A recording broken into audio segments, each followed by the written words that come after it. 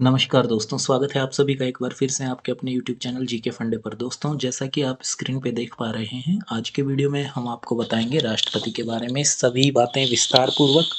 बहुत ही महत्वपूर्ण इम्पोर्टेंट ये वीडियो रहने वाला है परीक्षा के लिहाज से, क्योंकि हर एक परीक्षा में राष्ट्रपति से संबंधित सवाल जवाब पूछे ही जाते हैं। तो वीडियो को पूरा वॉच कीजिएगा। चैनल पर यदि नए हैं तो चैनल को सब्सक्राइब कर सकते हैं। साथ के साथ साइड में दी हुई घंटी के आइकन को आप ऑल पे सेट कर लीजिए, ताकि आने वाले वीडियोज़ की जानकारी आपको सबसे पहले मिल सके। बिना किसी देरी के चलो वीडियो की शुरुआत कर लेते हैं। देखिए, राष्ट्रपति के बारे में हम पढ़ेंगे इस वीडियो में। संविधान के भाग 5 के अनुच्छेद 52 से 78 तक में संघ की कार्यपालिका का वर्णन है। संघ की कार्यपालिका में राष्ट्रपति, उपराष्ट्रपति, प्रधानमंत्री, मंत्रिमंडल तथा महान्यायवादी शामिल होते हैं। राष्ट्रपति भारत का राज्य प्रमुख होता है। वह भारत का प्रथम नागरिक है और राष्ट्र की एकता, अखंडता और सुदृढ़ता का प्रतीक है।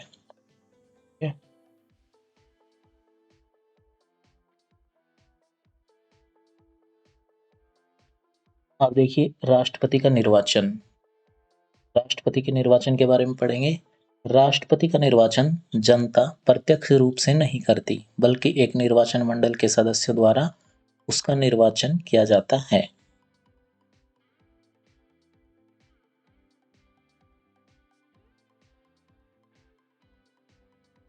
इसमें निम्न लोग शामिल होते हैं। राष्ट्रपति के निर्वाचन मंडल में कौन कौन शामिल होते हैं? संसद के दोनों सदनों के निर्वाचित सदस्य, राज्य विधानसभा के निर्वाचित सदस्य तथा केंद्र शासित प्रदेशों के, जैसे कि दिल्ली और पुडुचेरी विधानसभाओं के निर्वाचित सदस्य। केवल केंद्र शासित प्रदेशों में केवल दो ही हैं, दिल्ली और पुडुचेरी। इनके विधानसभाओं के निर्वाचित सदस्य, ठीक है, इलेक्टेड मेंबर्स। कोई भी यहाँ पे नॉमिनेटेड मेंबर शामिल नहीं होता, चाहे वो विधानसभा का हो, चाहे राज्यसभा का हो, चाहे लोकसभा का हो, चाहे कहीं से भी निर्वाचित सदस्य यहाँ पे इस निर्वाचन मंडल में शामिल नहीं होते हैं। ठीक है, तो यहाँ पे राष्ट्रपति का जो निर्वाचन मंडल होता है उसमें कौन कौन होते हैं? संसद के दोनों सदनों के निर्वाचित सदस्य, सभी राज्यसभाओं के निर्वाचित सदस्य, दिल्ली और पुडुचेरी विधानसभाओं के निर्वाचित सदस्य। इस प्रकार संसद के दोनों सदनों के मनोनीत सदस्य, राज्य विधानसभाओं के मनोनीत सदस्य, राज्य विधान परिषदों के, जहाँ की दिव्य सदनीय विधायिकाओं के मामले में के सदस्य निर्वाचित और मनोनीत, और दिल्ली तथा पुडुचेरी के मनोनीत सदस्य राष्ट्रपति के निर्वाचन मंडल में शामिल नहीं होते हैं। ठीक है,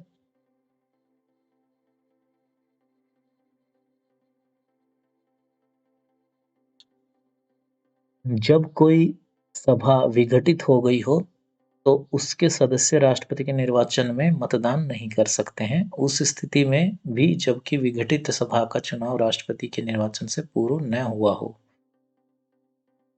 संविधान में यह प्रावधान है कि राष्ट्रपति के निर्वाचन में विभिन्न राज्यों का प्रतिनिधित्व समान रूप से हो, साथ ही राज्यों तथा संघ के मध्य भी समानता हो।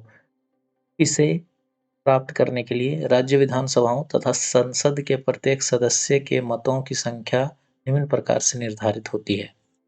पहला, प्रत्येक विधानसभा के निर्वाचित सदस्यों के मतों की संख्या उस राज्य की जनसंख्या को उस राज्य की विधानसभा के निर्वाचित सदस्यों तथा हजार के गुणनफल के से प्राप्त संख्या द्वारा भाग देने से प्राप्त होती है। देखिए, एक विधेयक के मत का मूल्य कैसे निकाला जाता है, ये फॉर्मूला है। राज्य की कुल जनसंख्या, राज्य विधानसभा के निर्वाचित कुल सदस्य गुणा में 1/1000। ये आपका फॉर्मूला है एक विधेयक, एमएलए की वोट की वैल्यू निकालने के लिए। दूसरा पॉइंट देखिए, संसद के प्रत्येक सदन के निर्वाचित सदस्यों के मतों की संख्या सभी राज्यों के विधायकों के मतों के मूल को संसद के कुल सदस्यों की संख्या से भाग देने पर प्राप्त होती है। देखिए, एक संसद सदस्य के मतों का मूल्य सभी राज्यों के विधायकों के मतों का मूल्य संसद के निर्वाचित सदस्यों की कुल जनसंख्या, कुल सदस्य संख्या। ठीक है, राष्ट्रपति का चुनाव अनुपातिक प्रतिनिधित्व के अनुसार एकल संक्रमणीय मत और गुप्त मतदान द्वारा होता है। किसी उम्मीदवार को राष्ट्रपति के चुनाव में निर्वाचित होने के लिए मतों का एक निश्चित भाग प्राप्त करना आवश्यक है। मतों का यह निश्चित भाग कुल वैध मतों की निर्वाचन होने वाले कुल उम्मीदवारों की, यहाँ केवल एक ही उम्मीदवार राष्ट्रपति के रूप में निर्वाचित होता है, इस संख्या में जोड़कर प्राप्त संख्या द्वारा भाग देने पर भागफल में 1 जोड़कर प्राप्त होता है। ठीक है, इसका फॉर्मूला नीचे दे रखा है। निश्चित मतों का भाग कुल वैध मत भाग में 1 जमा 1 यानी कि 2, फिर इसका जो योगफल आया, जमाफल आया, उसमें जमा 1 किया गया। ठीक है। निर्वाचन मंडल के प्रत्येक सदस्य को केवल एक मत पत्र दिया जाता है। मतदाता को मतदान करते समय उम्मीदवारों के नाम के आगे अपनी वरीयता यानी कि 1, 2, 3, 4 आदि अंकित करनी होती है। इस प्रकार मतदाता उम्मीदवारों की उतनी वरीयता आदि दे सकता है जितने उम्मीदवार होते हैं। प्रथम चरण में वरीयता के मतों की गणना होती है। प्रथम चरण में प्रथम वरीयता के मतों की गणना होती है। यदि उम्मीदवार निर्धारित मत प्राप्त कर लेता है तो वह निर्वाचित घोषित हो जाता है, अन्यथा मतों के स्थानांतरण की प्रक्रिया अपनाई जाती है। प्रथम वरीयता के न्यूनतम मत प्राप्त करने वाले उम्मीदवार के मतों को रद्द कर दिया जाता है। प्रथम वरीयता के न्यूनतम मत प्राप्त करने वाले उम्मीदवार के मतों को रद्द कर दिया जाता है तथा इसके द्वितीय वरीयता के मत अन्य उम्मीदवार के प्रथम वरीयता के मतों में स्थानांतरित कर दिए जाते हैं। यह प्रक्रिया तब तक चलती है जब तक कोई उम्मीदवार निर्धारित मत प्राप्त नहीं कर लेता। राष्ट्रपति चुनाव से संबंधित सभी विवादों की जांच व फैसले उच्चतम न्यायालय में होते हैं। बहुत ही इंपॉर्टेंट पॉइंट है, याद रखिएगा। राष्ट्रपति चुनाव से संबंधित सभी विवादों की जांच व फैसले उच्चतम न्यायालय सुप्रीम कोर्ट में होते हैं तथा इसका फैसला अंतिम होता है। ठीक है, इंपॉर्टेंट पॉइंट है, याद रखिएगा। देखिए आगे, राष्ट्रपतियों का निर्वाचन 1952 से लेकर 2012 तक के सभी राष्ट्रपति दे रखे हैं। 1952 में प्रथम राष्ट्रपति थे डॉक्टर राजेंद्र प्रसाद, फिर दोबारा निर्वाचित हुए डॉक्टर राजेंद्र प्रसाद। 1962 में डॉक्टर एस राधाकृष्णन, फिर 1967 में डॉक्टर जाकिर हुसैन, 1969 में वीवी गिरी हुए, फिर 1974 में फरुखुद्दीन अली अहमद हुए, 1977 में एन संजीव रेड्डी हुए, 1982 में ज्ञानी जैल सिंह हुए, 87 में आर वेंकटरमन हुए, 92 में डॉक्टर शंकर दयाल शर्मा हुए, 97 में के आर नारायणन हुए, 2002 में एपीजे अब्दुल कलाम बने, 2007 में श्रीमती प्रतिभा पाटिल बनी और 2012 में प्रणब मुखर्जी बने। ठीक है, ये हमारे राष्ट्रपति हैं।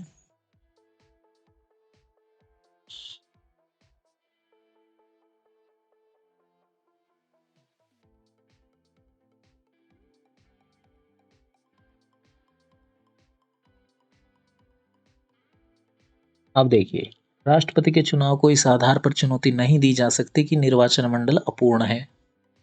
निर्वाचक मंडल के किसी सदस्य का पद रिक्त होने पर आप इसको हाई कोर्ट में, सुप्रीम कोर्ट में कहीं नहीं ले जाके चैलेंज कर सकते कि भैया राष्ट्रपति का जो इलेक्टोरल कॉलेज है, निर्वाचन मंडल है, वो अपूर्ण है। ध्यान रखिएगा, यदि उच्चतम न्यायालय द्वारा किसी व्यक्ति की राष्ट्रपति के रूप में नियुक्ति को अवैध घोषित किया जाता है तो उच्चतम न्यायालय की घोषणा से पूर्व उसके द्वारा किए गए कार्य अवैध नहीं माने जाते तथा प्रभावी बने रहेंगे। बहुत ही इंपॉर्टेंट ये पॉइंट है, याद रखिएगा। मान लीजिए कोई राष्ट्रपति बना, आज कोई राष्ट्रपति बना और राष्ट्रपति बनने के बाद उसने कुछ अहम फैसले लिए,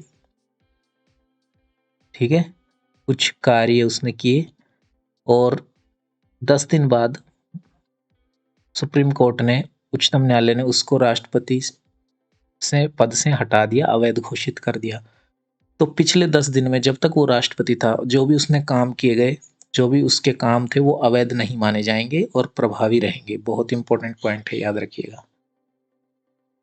आगे देखिए, संविधान सभा के कुछ सदस्यों ने अप्रत्यक्ष चुनाव व्यवस्था की आलोचना की थी तथा राष्ट्रपति के चुनाव को अलोकतांत्रिक बताया तथा प्रत्यक्ष चुनाव का प्रस्ताव किया था। हालांकि संविधान निर्माताओं ने अप्रत्यक्ष चुनाव को निम्नलिखित कारणों से चुना। अप्रत्यक्ष चुनाव क्यों होता है राष्ट्रपति का? संविधान निर्माताओं ने राष्ट्रपति को अप्रत्यक्ष चुनाव क्यों रखा, उसके कारण है। पहला तो कि राष्ट्रपति का अप्रत्यक्ष चुनाव संविधान में परिकल्पित सरकार की संसदीय व्यवस्था के साथ सद्भाव रखता है। इस व्यवस्था में राष्ट्रपति केवल नाम मात्र का कार्यकारी होता है तथा प्रमुख शक्तियां प्रधानमंत्री के नेतृत्व वाले मंत्रिमंडल में निहित होती हैं। यह एक अव्यवस्था होती है यदि राष्ट्रपति का प्रत्यक्ष चुनाव होता और उसे वास्तविक शक्तियां न दी जाती। अब दूसरा पॉइंट देखिए, एक विस्तृत निर्वाचक गुण को देखते हुए राष्ट्रपति का प्रत्यक्ष चुनाव अत्यधिक खर्चीला तथा समय व ऊर्जा का व्यय होता। यह देखते हुए कि वह एक प्रतीकात्मक प्रमुख है, ऐसा करना संभव नहीं था। संविधान सभा के कुछ सदस्यों ने सुझाव दिया था कि राष्ट्रपति का चुनाव केवल संसद के दोनों सदनों के निर्वाचित सदस्यों द्वारा होना चाहिए। संविधान निर्माताओं ने इसे प्राथमिकता नहीं दी क्योंकि संसद में एक दल का बहुमत होता है जो निश्चित तौर पर उसी दल के उम्मीदवार को चुनेगा और ऐसा राष्ट्रपति भारत के सभी राज्यों को प्रतिनिधित्व नहीं कर सकता। वर्तमान व्यवस्था में राष्ट्रपति संघ तथा सभी राज्यों का समान प्रतिनिधित्व करता है। इसके अतिरिक्त संविधान सभा में यह कहा गया कि राष्ट्रपति के चुनाव में अनुपातिक प्रतिनिधित्व शब्द का प्रयोग गलत है। अनुपातिक प्रतिनिधित्व का प्रयोग दो अथवा अधिक स्थान भरने में होता है। राष्ट्रपति के मामले में पद केवल एक ही है। बेहतर होता कि इसे प्राथमिक अथवा वैकल्पिक व्यवस्था कहा जाता। इसी प्रकार एकल संक्रमणीय मत के अर्थ की इस आधार पर आलोचना की गई।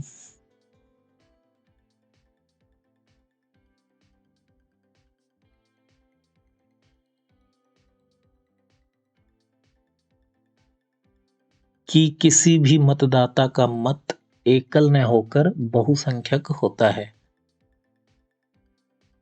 अर्हताएं, शपथ एवं शर्तें। राष्ट्रपति पद हेतु अर्हताएं। राष्ट्रपति पद के चुनाव के लिए व्यक्ति की निम्नलिखित अर्हताओं को पूर्ण करना आवश्यक है। वह भारत का नागरिक हो, 35 वर्ष की आयु पूर्ण कर चुका हो, वह लोकसभा का सदस्य निर्वाचित होने के लिए अर्हित हो, ठीक है, एलिजिबल हो। अर्हताएं होती हैं एलिजिबिलिटी, ओके। तो वह लोकसभा का सदस्य निर्वाचित होने के लिए एलिजिबल हो, वह संघ सरकार यानी सेंट्रल गवर्नमेंट में अथवा किसी राज्य सरकार में अथवा किसी स्थानीय प्राधिकरण में अथवा किसी सार्वजनिक प्राधिकरण में लाभ के पद पर न हो। एक वर्तमान राष्ट्रपति अथवा उपराष्ट्रपति किसी राज्य का राज्यपाल और संघ अथवा राज्य का मंत्री किसी लाभ के पद पर नहीं माना जाता, ठीक है। इस प्रकार वह राष्ट्रपति पद के लिए एलिजिबल उम्मीदवार होता है। इसके अतिरिक्त राष्ट्रपति के चुनाव के लिए नामांकन के लिए उम्मीदवार को कम से कम 50 प्रस्तावक व 50 अनुमोदक होने चाहिए। कोई भी राष्ट्रपति के चुनाव के लिए खड़ा होना चाहता है तो उस सदस्य को कम से कम 50 लोग उसका नाम प्रस्तावित करें और 50 उसके अनुमोदक होने चाहिए, तभी वो खड़ा हो सकता है।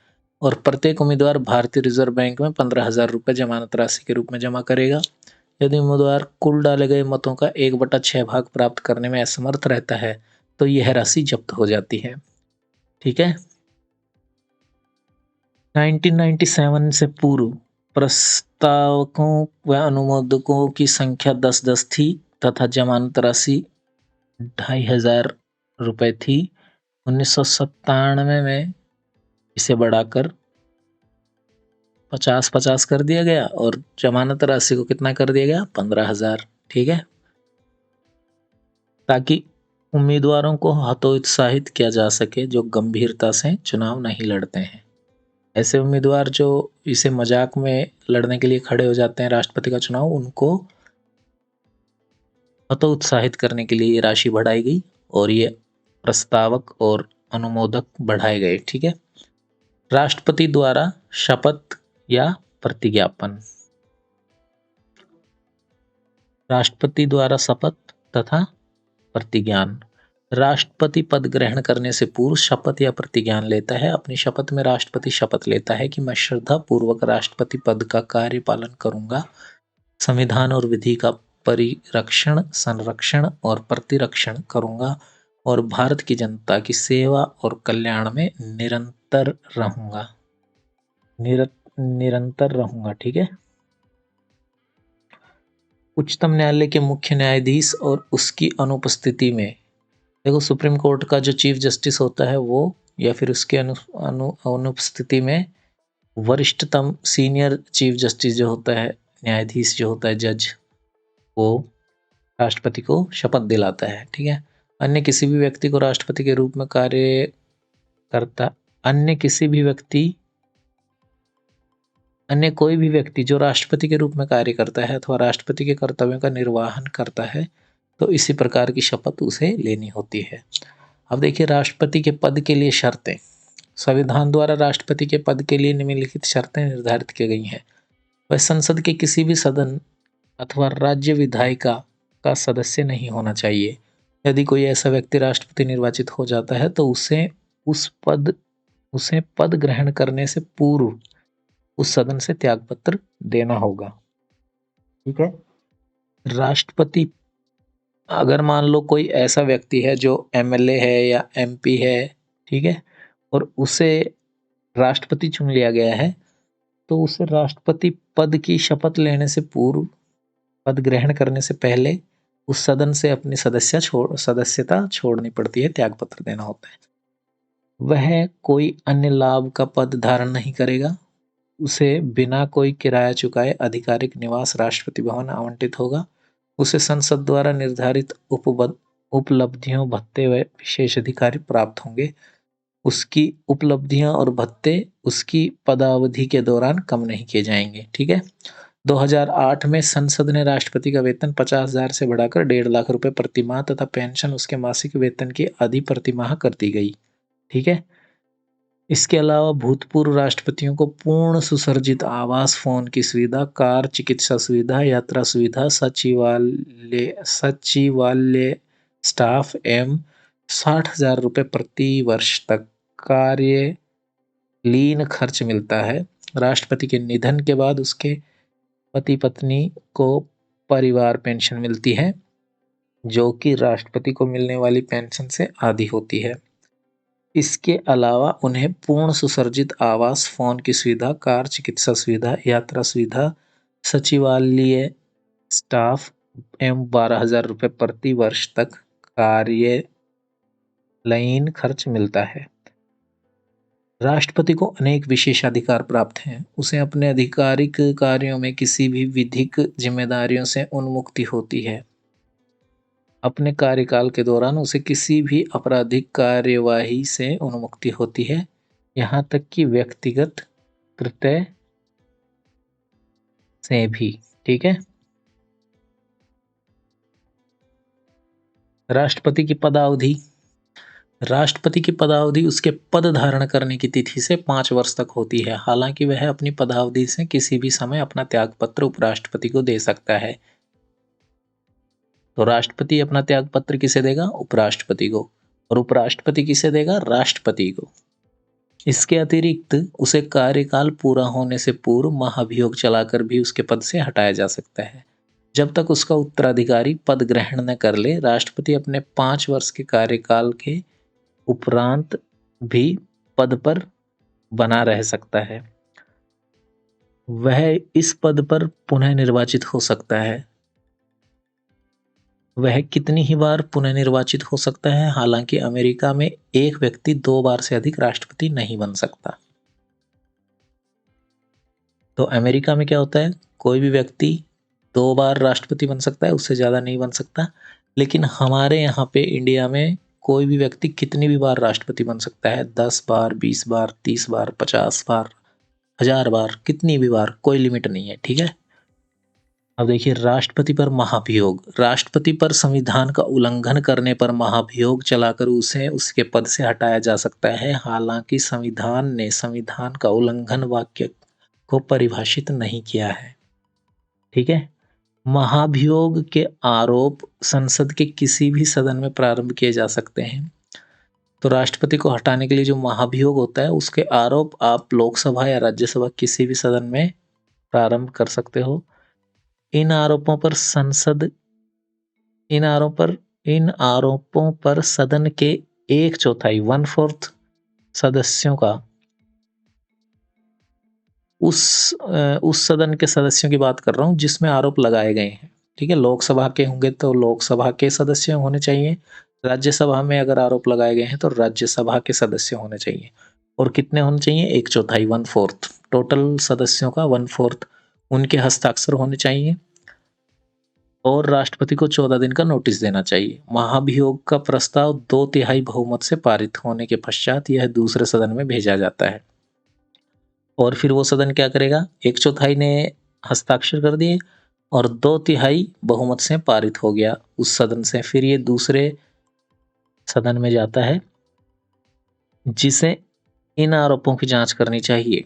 राष्ट्रपति को इनमें उपस्थित होने तथा अपना प्रतिनिधित्व कराने का अधिकार होगा।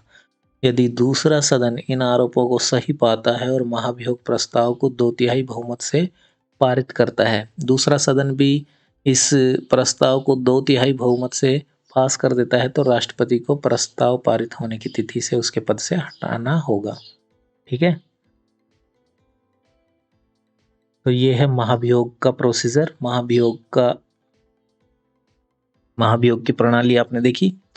इस प्रकार महाभियोग सदन की एक अर्ध न्यायिक प्रक्रिया है। इस संदर्भ में 2 बातें ध्यान देने योग्य हैं। पहला तो कि संसद के दोनों सदनों के नामांकित सदस्य जिन्होंने राष्ट्रपति के चुनाव में भाग नहीं लिया था, इस महाभियोग में भाग ले सकते हैं। देखिए बहुत ही इंटरेस्टिंग पॉइंट है, याद रखिएगा। जो नॉमिनेटेड मेंबर्स होते हैं संसद के, जैसे लोकसभा और राज्यसभा में जो नॉमिनेटेड मेंबर्स होते हैं, जो कि राष्ट्रपति के इलेक्शन में, निर्वाचन में तो भाग नहीं ले सकते, लेकिन उसको हटाने के लिए जो महाभियोग चलता है उसमें ये भाग लेते हैं। कौन? नॉमिनेटेड सदस्य, निर्वाचित सदस्य। और दूसरा कि राज्यसभाओं के निर्वाचित सदस्य तथा दिल्ली और पुडुचेरी के केंद्र शासित राज्य विधानसभाओं के सदस्य इस महाभियोग प्रस्ताव में भाग नहीं लेते हैं। और राज्य विधानसभाओं के जो निर्वाचित सदस्य होते हैं, ठीक है, वो इसमें भाग नहीं लेते हैं। ये लोग जो राज्य विधानसभाओं के निर्वाचित सदस्य होते हैं, ये उसके वोटिंग करते हैं। राष्ट्रपति को चुनाव जब होता है, राष्ट्रपति का चुनाव, तो उसमें तो भाग लेते हैं, लेकिन हटाने में ये भाग नहीं ले सकते। ये ध्यान देना। ठीक है।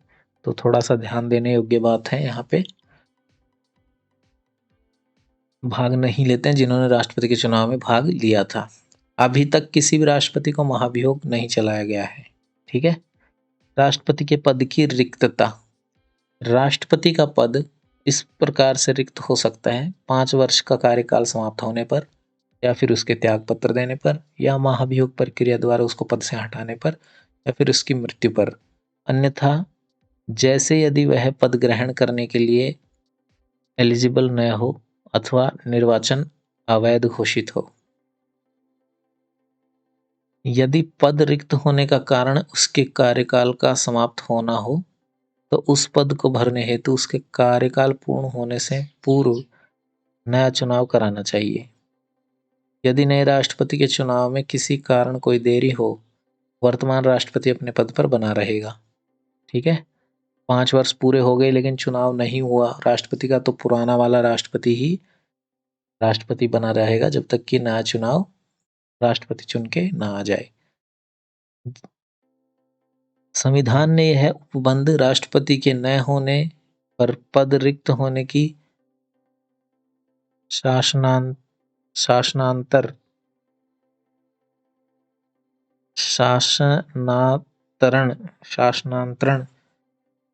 से बचने के लिए किया है।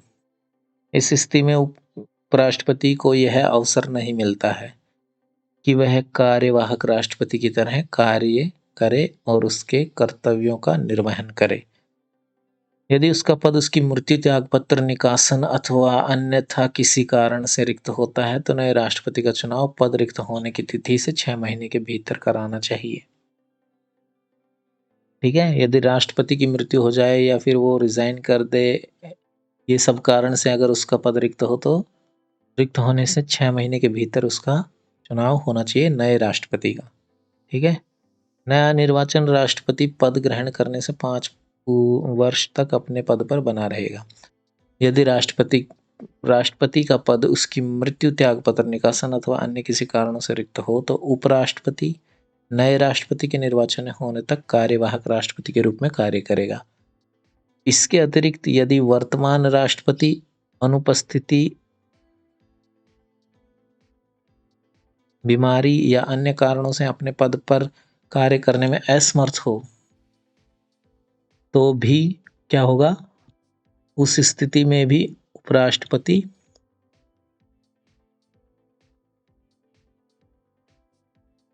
उसके पुनः पद ग्रहण करने तक कार्यवाहक राष्ट्रपति के रूप में कार्य करेगा। यदि उपराष्ट्रपति का पद रिक्त हो तो भारत का मुख्य न्यायाधीश, चीफ जस्टिस ऑफ इंडिया, और अगर चीफ जस्टिस ऑफ इंडिया का पद भी रिक्त हो तो सुप्रीम कोर्ट का जो सीनियर मोस्ट जज होता है वो कार्यवाहक राष्ट्रपति के रूप में कार्य करेगा। ठीक है, तथा उसके कर्तव्यों का निर्वहन करेगा। जब कोई व्यक्ति जैसे उपराष्ट्रपति, भारत का मुख्य न्यायाधीश अथवा उच्चतम न्यायालय का वरिष्ठ न्यायाधीश कार्यवाहक राष्ट्रपति के रूप में कार्य करता है अथवा उसके कर्तव्यों का निर्वहन करता है तो उसे राष्ट्रपति की समस्त शक्तियां एवं उन्मुक्तियां प्राप्त होती हैं तथा वह संसद द्वारा निर्धारित सभी उपलब्धियों, भत्ते व विशेष अधिकार भी प्राप्त करता है। तो भैया, जब तक उपराष्ट्रपति या फिर चीफ जस्टिस ऑफ इंडिया या सीनियर मोस्ट जज ऑफ इंडिया, सीनियर मोस्ट जज ऑफ सुप्रीम कोर्ट अगर राष्ट्रपति के पद पर कार्य कर रहे हैं कार्यवाहक राष्ट्रपति के रूप में तो उन्हें राष्ट्रपति की सभी शक्तियां, सैलरी, आवास और सभी सुविधाएं, अधिकार सभी प्राप्त होंगे। ठीक है, अब देखिए राष्ट्रपति की शक्तियां एवं कर्तव्य। राष्ट्रपति द्वारा प्रयोग की जाने वाली शक्तियां व किए जाने वाले कार्य निम्नलिखित हैं। पहला है कार्यकारी शक्तियां, दूसरा विधायी शक्तियां, तीसरा वित्तीय शक्तियां, चौथा न्यायिक शक्तियां, पांचवा कूटनीतिक शक्तियां, छठा जो है सैन्य शक्तियां, सातवां आपातकालीन शक्तियां। तो कार्यकारी शक्तियां देख लेते हैं। राष्ट्रपति की कार्यकारी शक्तियां व कार्य हैं। कार्यकारी शक्तियां देख लेते हैं सबसे पहले। भारत सरकार के सभी शासन संबंधी कार्य उसके नाम पर किए जाते हैं। वह नियम बना सकता है ताकि उसके नाम पर दिए जाने वाले आदेश और अन्य अनुदेश वैध हों। वह ऐसे नियम बना सकता है जिससे केंद्र सरकार सहज रूप से कार्य कर सके तथा मंत्रियों को उक्त कार्य सहजता से वितरित हो सके। वह प्रधानमंत्री तथा अन्य मंत्रियों की नियुक्ति करता है तथा वे उसके प्रसाद पर्यंत कार्य करते हैं। वह महान्यायवादी, अटॉर्नी जनरल ऑफ इंडिया की नियुक्ति कौन करता है? राष्ट्रपति, तथा उसके वेतन आदि निर्धारित करता है। महान्यायवादी राष्ट्रपति के प्रसाद पर्यंत अपने पद पर कार्य करता है। वह भारत के महानियंत्रक व लेखाकार, कैग होता है ना, CAG, CAG, controller and attorney general of India, उसकी भी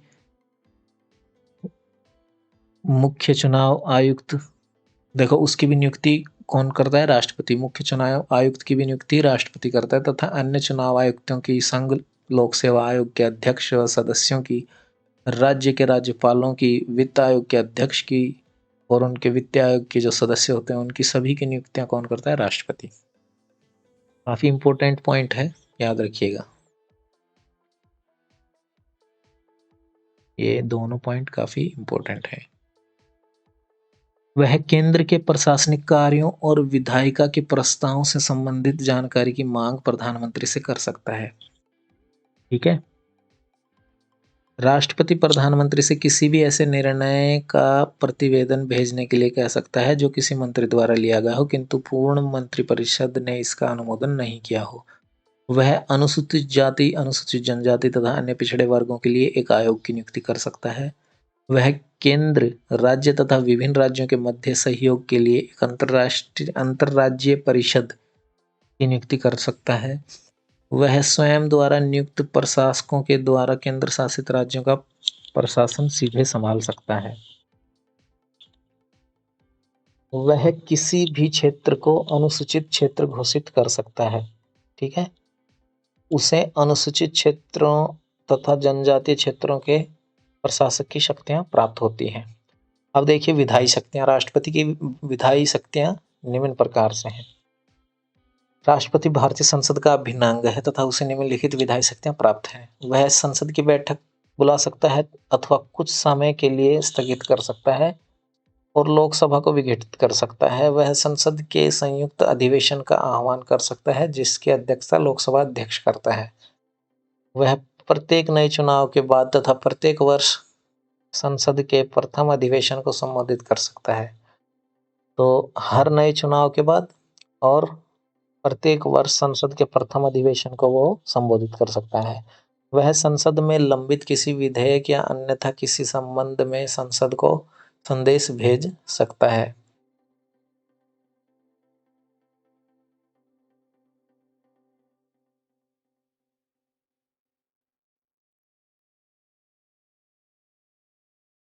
यदि लोकसभा के अध्यक्ष व उपाध्यक्ष दोनों पद रिक्त हों, लोकसभा का अध्यक्ष और उपाध्यक्ष दोनों पद रिक्त हों, तो वह लोकसभा के किसी भी सदस्य को सदन की अध्यक्षता सौंप सकता है।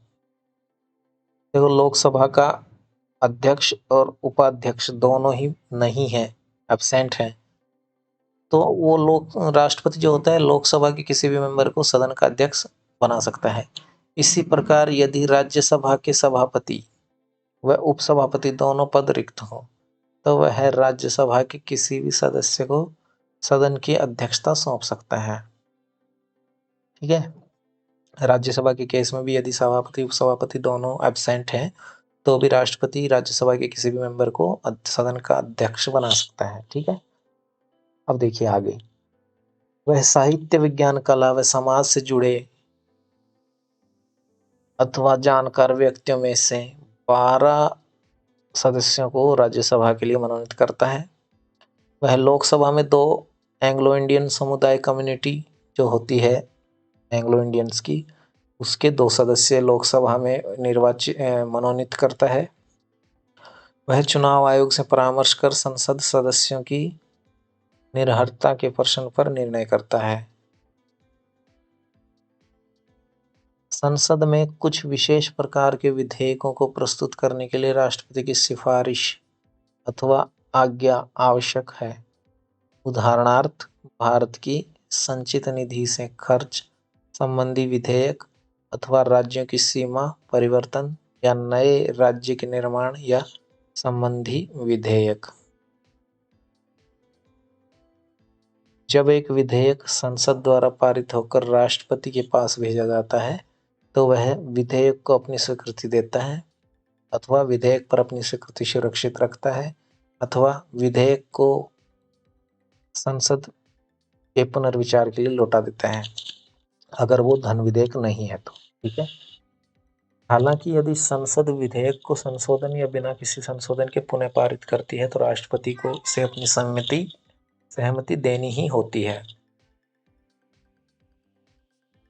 संसद उस विधेयक को बिना किसी संशोधन के दोबारा राष्ट्रपति के पास भेजती है तो फिर राष्ट्रपति बाध्य हो जाता है उसको उस विधेयक को अपनी सहमति देने के लिए। ठीक है, राज्य विधायिका द्वारा पारित किसी विधेयक को राज्यपाल जब राष्ट्रपति के विचार के लिए सुरक्षित रखता है तब राष्ट्रपति क्या क्या कर सकता है। देखो, पहला तो कि राष्ट्रपति विधेयक को अपनी स्वीकृति देता है, या दूसरा विधेयक पर अपनी स्वीकृति को सुरक्षित रख सकता है, या फिर तीसरा काम कर सकता है राज्यपाल को निर्देश दे सकता है कि विधेयक यदि वो धन विधेयक नहीं है तो विधेयक को राज्य विधायिका के पुनर्विचार हेतु लौटा दे।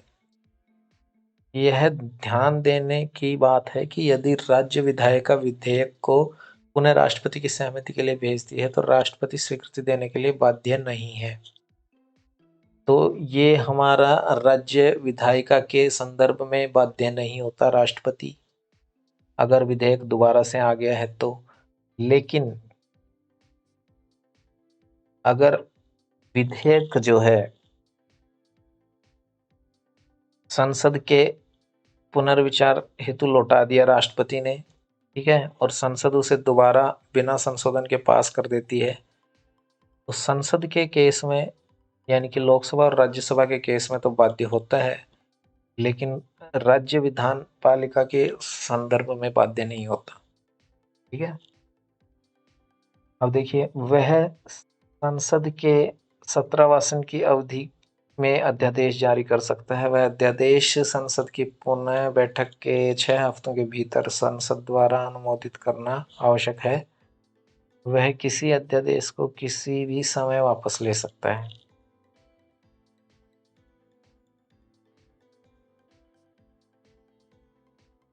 वह महानियंत्रक व लेखा परीक्षक, संघ लोक सेवा आयोग, वित्त आयोग व अन्य रिपोर्ट संसद के समक्ष रखता है। वह अंडमान व निकोबार द्वीप समूह, लक्षद्वीप, दादर एवं नागर हवेली, दमन एवं दीप में शांति, विकास व सुशासन के लिए विनियमन बना सकता है। पुडुचेरी के भी वह नियम बना सकता है, परंतु केवल जब तब वहां की विधानसभा निलंबित हो अथवा विघटित अवस्था में हो। अब देखिए, वित्तीय शक्तियां। राष्ट्रपति की वित्तीय शक्तियां व कार्य निम्नलिखित हैं।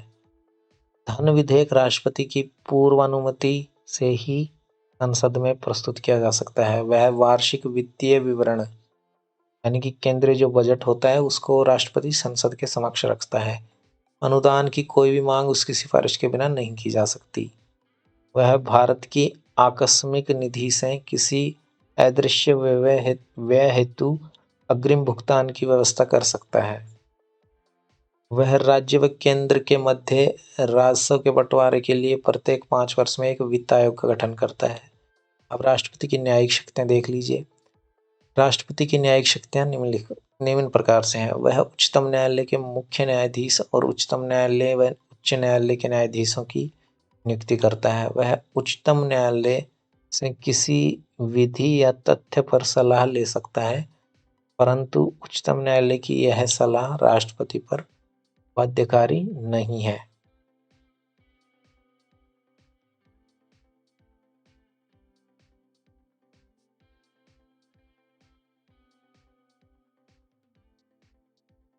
वह किसी अपराध के लिए दोष सिद्ध किसी व्यक्ति के लिए दंडादेश को निलंबित, माफ, परिवर्तित कर सकता है या दंड में क्षमादान, प्राणदंड, स्थगित, राहत और माफी प्रदान कर सकता है।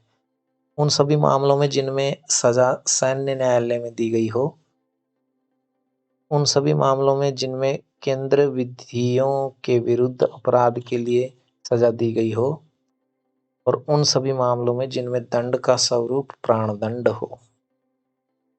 अब देखिए, कूटनीतिक शक्तियां राष्ट्रपति की। अंतर्राष्ट्रीय संधियां व समझौते राष्ट्रपति के नाम पर किए जाते हैं, हालांकि इसके लिए संसद की अनुमति अनिवार्य है। वह अंतर्राष्ट्रीय मंचों में मामलों में भारत का प्रतिनिधित्व करता है और कूटनीतिज्ञों जैसे कि राजदूत हो गए, उच्चायुक्त हो गए, इन सभी को भेजता है और उनका स्वागत करता है। सैन्य शक्तियां देख लीजिए राष्ट्रपति की। वह भारत के सैन्य बलों का सर्वोच्च सेनापति होता है। इस क्षमता में वह थल सेना, जल सेना, वायु सेना के प्रमुखों की नियुक्ति करता है। वह युद्ध या इसकी समाप्ति की घोषणा करता है, किंतु संसद की अनुमति के अनुसार होता है ये सब। ठीक है। राष्ट्रपति की आपातकालीन शक्तियां। उपरोक्त साधारण शक्तियों के अतिरिक्त राष्ट्रपति को संविधान ने निम्नलिखित 3 परिस्थितियों में आपातकालीन शक्तियां भी प्रदान की हैं। पहली तो राष्ट्रीय आपातकाल, अनुच्छेद 352। फिर दूसरा राष्ट्रपति शासन, अनुच्छेद 356 तथा 365। और वित्तीय आपातकाल, अनुच्छेद 360। राष्ट्रपति की वीटो पावर संसद द्वारा पारित कोई विधेयक तभी अधिनियम बनता है जब राष्ट्रपति उसे अपनी सहमति देता है। जब ऐसा विधेयक राष्ट्रपति की सहमति के लिए प्रस्तुत होता है तो उसके पास 3 विकल्प होते हैं। संविधान के अनुच्छेद 111 के अंतर्गत वह विधेयक पर अपनी स्वीकृति दे सकता है, अथवा विधेयक पर अपनी स्वीकृति को सुरक्षित रख सकता है, अथवा वह विधेयक यदि धन विधेयक नहीं है तो उसको क्या कर सकता है, संसद के पुनर्विचार हेतु लौटा सकता है। हालांकि यदि संसद इस विधेयक को पुनः बिना किसी संशोधन के अथवा संशोधन करके राष्ट्रपति के सामने प्रस्तुत करे तो राष्ट्रपति को अपनी स्वीकृति देनी होगी।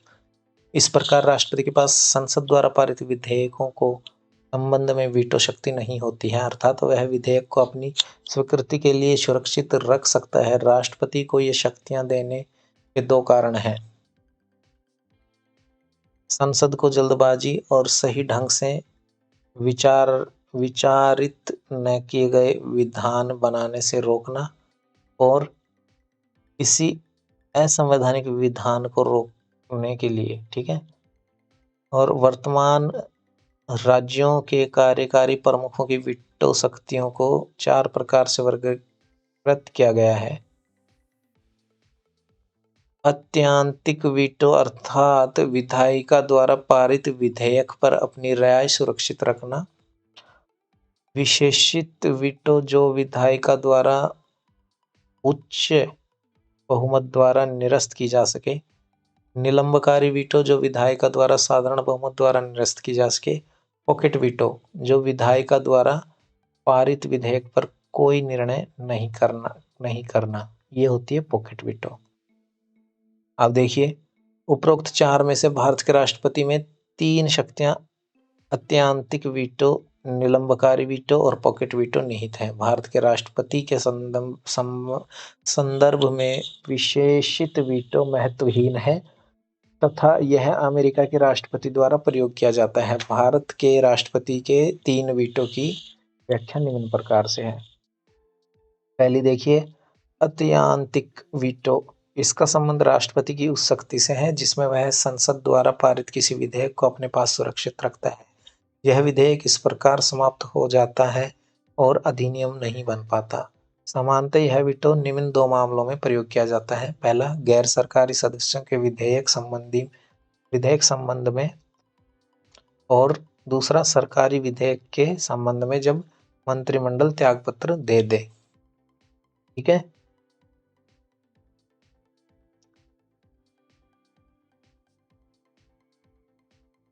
और नया मंत्रिमंडल राष्ट्रपति को ऐसे विधेयक पर अपनी सहमति न देने की सलाह दे। 1954 में डॉक्टर राजेंद्र प्रसाद ने पीईपीएसयू विनियोग विधेयक पर अपना निर्णय रोक कर रखा था। यह विधेयक संसद द्वारा उस समय पारित किया गया जब पीईपीएसयू राज्य में राष्ट्रपति शासन लागू हो चुका था, परंतु जब यह विधेयक स्वीकृति के लिए राष्ट्रपति के पास भेजा गया तो राष्ट्रपति शासन हटा लिया गया था। पुनः 1991 में डॉक्टर आर.के. वेंकटरमन द्वारा संसद सदस्य वेतन भत्ता और पेंशन संशोधन विधिनियम को रोक कर रखा गया। यह विधेयक संसद द्वारा राष्ट्रपति की पूर्व सिफारिश को प्राप्त किए बिना पारित किया गया। अब अगली वीटो देखिए, निलंबकारी वीटो। राष्ट्रपति इस वीटो का प्रयोग तब करता है जब वह किसी विधेयक को संसद के पुनर्विचार हेतु लौटाता है। हालांकि यदि संसद उस विधेयक को पुनः बिना किसी संशोधन के अथवा संशोधन के साथ पारित करके राष्ट्रपति इसके पास वापस भेजती है तो उस स्थिति में राष्ट्रपति को अपनी स्वीकृति देनी बाध्यकारी हो जाती है। इसका अर्थ यह है कि राष्ट्रपति इस वीटो को उसी विधेयक को साधारण बहुमत से पुनः पारित कराकर निरस्त किया जा सकता है। जैसा कि पूर्व में बताया गया है, राष्ट्रपति धन विधेयकों के मामले में इस वीटो का प्रयोग नहीं कर सकता। राष्ट्रपति किसी धन विधेयक को अपनी स्वीकृति या तो दे सकता है या उसे रोक कर रख सकता है, परंतु संसद के पुनर्विचार के लिए नहीं भेज सकता। साधारणतः राष्ट्रपति धन विधेयक को अपनी स्वीकृति दे ही देता है क्योंकि यह उसकी पूर्वानुमति के बाद ही संसद में लाया जाता है। पॉकेट वीटो देखिए, इस मामले में राष्ट्रपति विधेयक पर न तो कोई सहमति देता है, न स्वीकृति करता है और न ही लौटाता है, परंतु एक अनिश्चित काल के लिए विधेयक को लंबित कर देता है। राष्ट्रपति की विधेयक पर किसी भी प्रकार का निर्णय न देने की शक्ति पॉकेट वीटो के नाम से जानी जाती है। राष्ट्रपति इस वीटो शक्ति का प्रयोग इस आधार पर करता है कि संविधान में उसके समक्ष आए किसी विधेयक पर निर्णय देने के लिए कोई समय सीमा तय नहीं है। दूसरी ओर अमेरिका में वह व्यवस्था है कि राष्ट्रपति को 10 दिन के भीतर यह विधेयक पुनर्विचार के लिए लौटाना होता है। इस प्रकार यह कहा जाता है कि भारत के राष्ट्रपति की शक्ति इस संबंध में अमेरिका के राष्ट्रपति से ज्यादा है। सन 1986 में राष्ट्रपति जैल सिंह द्वारा भारतीय डाक संशोधन अधिनियम के संदर्भ में इस वीटो का प्रयोग किया गया। राजीव गांधी सरकार द्वारा पारित विधेयक ने प्रेस की स्वतंत्रता पर प्रतिबंध लगाए और इसकी अत्यधिक आलोचना हुई। 3 वर्ष पश्चात 1989 में अगले राष्ट्रपति आर के वेंकट रमन ने यह विधेयक नई राष्ट्रीय मोर्चा सरकार के पास पुनर्विचार हेतु भेजा, परंतु सरकार ने इसे रद्द करने का फैसला लिया। यह बात ध्यान देने योग्य है कि संविधान संशोधन से संबंधित अधिनियमों में राष्ट्रपति के पास कोई वीटो शक्ति नहीं है। संविधान संशोधन संबंधी अधिनियमों के मामले में कोई वीटो शक्ति नहीं है। 24वें संविधान संशोधन अधिनियम 1971 ने संविधान संशोधन विधेयकों पर राष्ट्रपति को अपनी स्वीकृति देने के लिए बाध्यकारी बना दिया। ये भी काफी इंपॉर्टेंट पॉइंट है, ठीक है। अब देखिए राज्य विधायिका पर राष्ट्रपति की वीटो शक्तियां। राज्य विधायिका पर राष्ट्रपति की वीटो शक्तियां।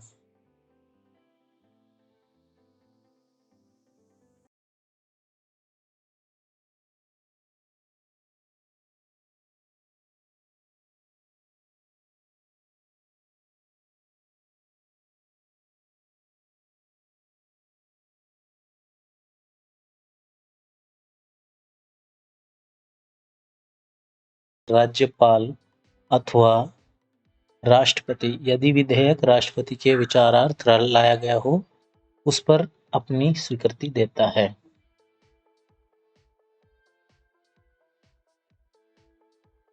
जब कोई विधेयक राज्य विधायिका द्वारा पारित कर राज्यपाल के विचारार्थ उसकी स्वीकृति के लिए लाया जाता है तो अनुच्छेद 200 के अंतर्गत उसके पास 4 विकल्प होते हैं।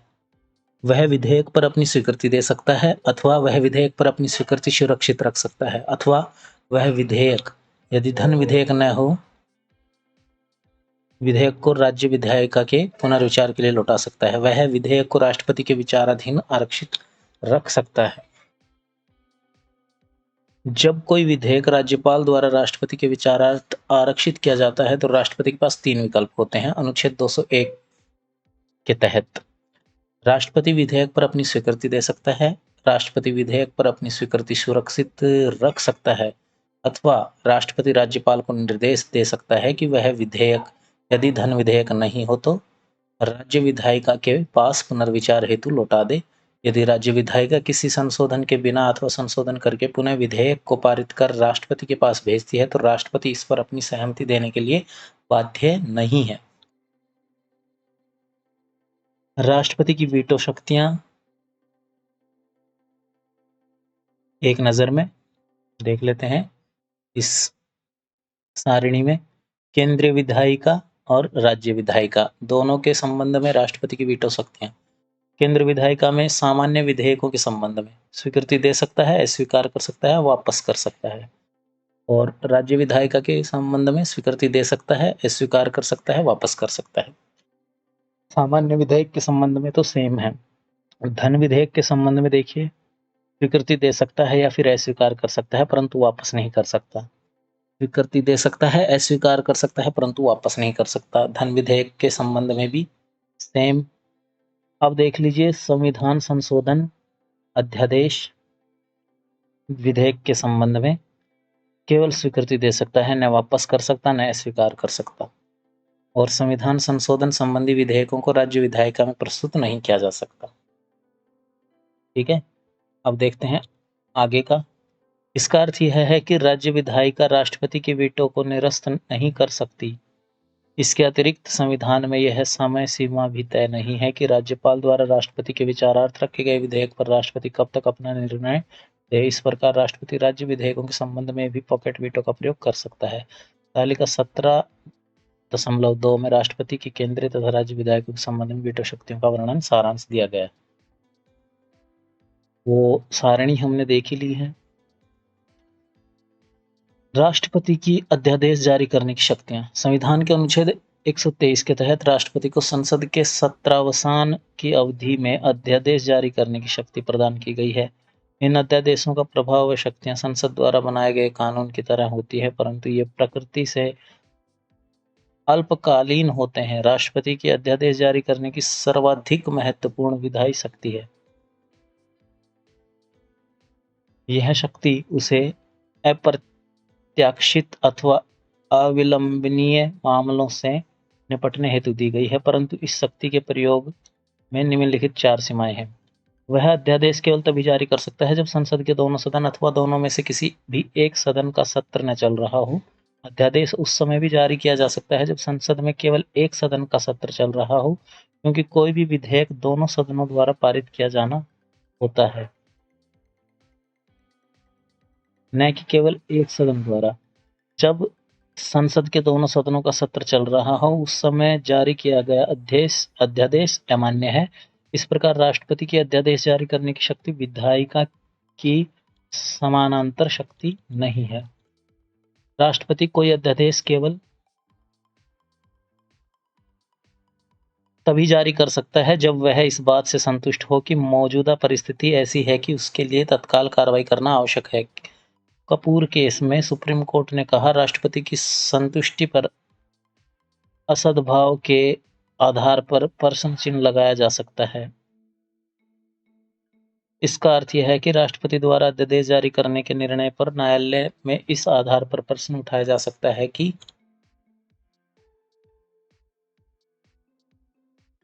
राष्ट्रपति ने विचारपूर्वक संसद के एक सदन अथवा दोनों सदनों को कुछ समय के लिए स्थगित कर एक विवादास्पद विषय में अध्यादेश प्रख्यापित किया है और संसद को नजरअंदाज किया है, जिससे संसद के प्राधिकार की परिवंचना हुई है।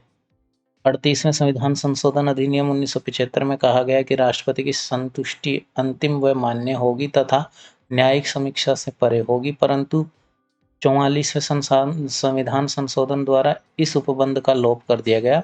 अतः राष्ट्रपति की संतुष्टि को असद्भाव के आधार पर न्यायिक न्यायिक न्यायिक न्यायिक न्यायिक न्यायिक न्यायिक न्यायिक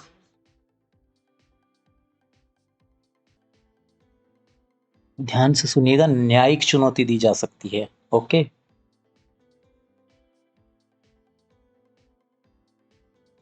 सभी मामलों में अध्यादेश जारी करने की उसकी शक्ति केवल समयावधि को छोड़कर संसद की कानून बनाने की शक्तियों के समविस्तृण ही है। इसकी 2 विवक्षाएं हैं।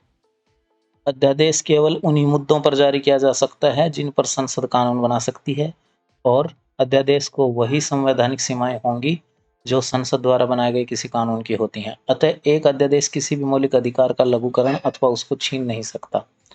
संसद सत्रावसान की अवधि में जारी किया गया प्रत्येक अध्यादेश संसद की पुनर्बैठक होने पर दोनों सदनों के समक्ष प्रस्तुत किया जाना चाहिए। यदि संसद के दोनों सदन उस अध्यादेश को पारित कर देते हैं तो वह कानून का रूप धारण कर लेता है। यदि इस पर संसद कोई कार्रवाई नहीं करती है तो संसद की दोबारा बैठक के 6 हफ्ते पश्चात यह अध्यादेश समाप्त हो जाता है। यदि संसद के दोनों सदन इसका निर्नुमोदन कर दें तो यह निर्धारित 6 सप्ताह की अवधि से पहले भी समाप्त हो सकता है। यदि संसद के दोनों सदनों को अलग अलग तिथि में पुनः बैठक के लिए बुलाया जाता है तो ये 6 सप्ताह बाद वाली तिथि से गिने जाएंगे। इसका अर्थ यह है कि किसी अध्यादेश की अधिकतम अवधि 6 महीने, संसद की मंजूरी न मिलने की स्थिति में 6 हफ्तों की हो सकती है। संसद के दोनों सत्रों के मध्य अधिकतम अवधि 6 महीने होती है।